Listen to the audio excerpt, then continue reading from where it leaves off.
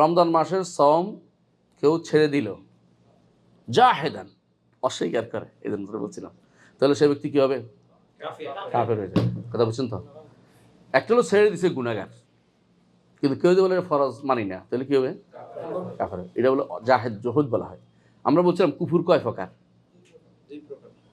কুফর আকবর কয় প্রকার? 15 প্রকার।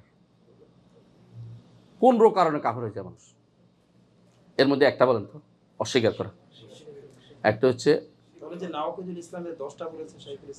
ওগুলি, ওই 10টা তো হচ্ছে যেগুলি মানুষের মধ্যে ঘটে বেশি। শাইখুল ইসলামের কাজ হচ্ছে যে ঘটে বেশিগুলো উল্লেখ করে, এটা অনেক বেশি। তো 10টা কারণে একটা কি কাফের কখন হয়? একটা হচ্ছে কেউ যদি কোনো, যেমন আমি বুঝি সালাত, চলেন সালাতকে অস্বীকার করছে, তাহলে কি হবে? কাফের হবে।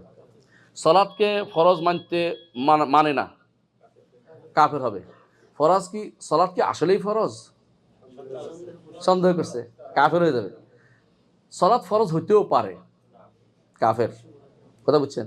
আরে সালাত কি হবে? কাফের। ঠাট্টা করলেও কাফের।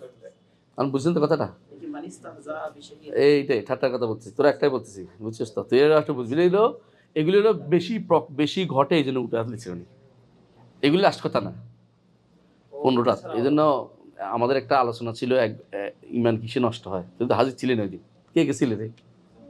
এই যে একজন আছে, ওই যে মাশাআল্লাহ আছে না, ও তো জানে। হ্যাঁ, সালাত নিয়ে এখন তোমার মনের মধ্যে সন্দেহ আছে, কি হইব? নিফাক, মুনাফিকি, কাফের, তাই না? তাহলে মোট 15টা কারণে, আমি সবগুলো উল্লেখ করলাম না। একটা হলো সালাত অহংকার করে মানো নাই, তাহলে কি হবে? কাফের হয়ে যাবে।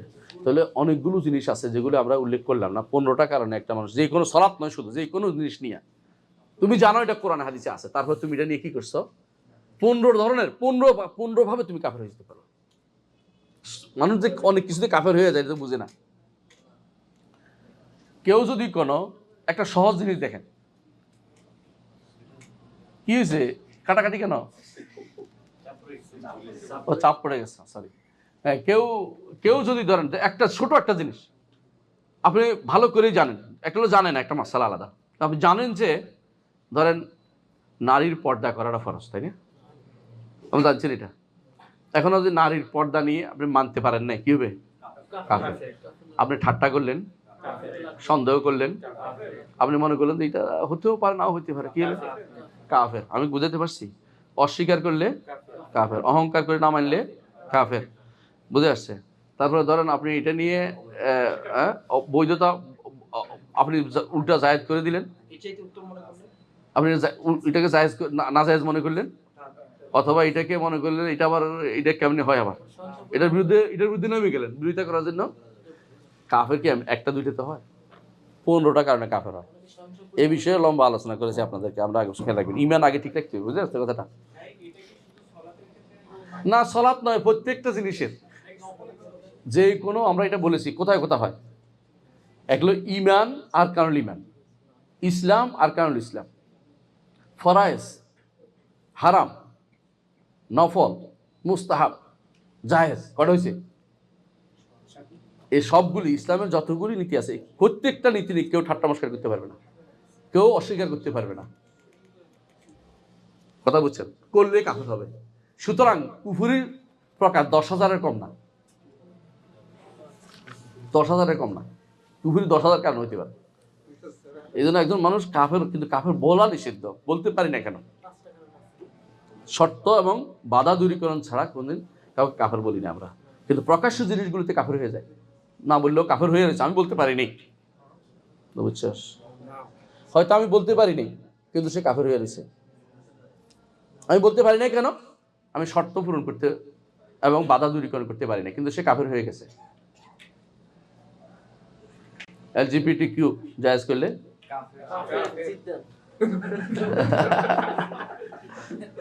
LGBTQ দিয়ে সন্দেহ করলে জায়েজ, না জায়েজ নিয়ে সন্দেহ করলে আইন করে দিলে তো কয়টা দিতাম তোদেরকে, তুই বুঝছস তো? এবারে মানে কাফের হওয়ার জন্য যত কিছু লাগে সবই আছে। এখন আমি যখন বলছি একবার কাফের, একজন আসে আমার করতেছে আপনি কাফের বানাইলেন, কাফের কারে বানাইছি? আপনি যদি জায়েজ করেন, মানে আমি কই না, তাহলে আপনি চুপ থাকেন।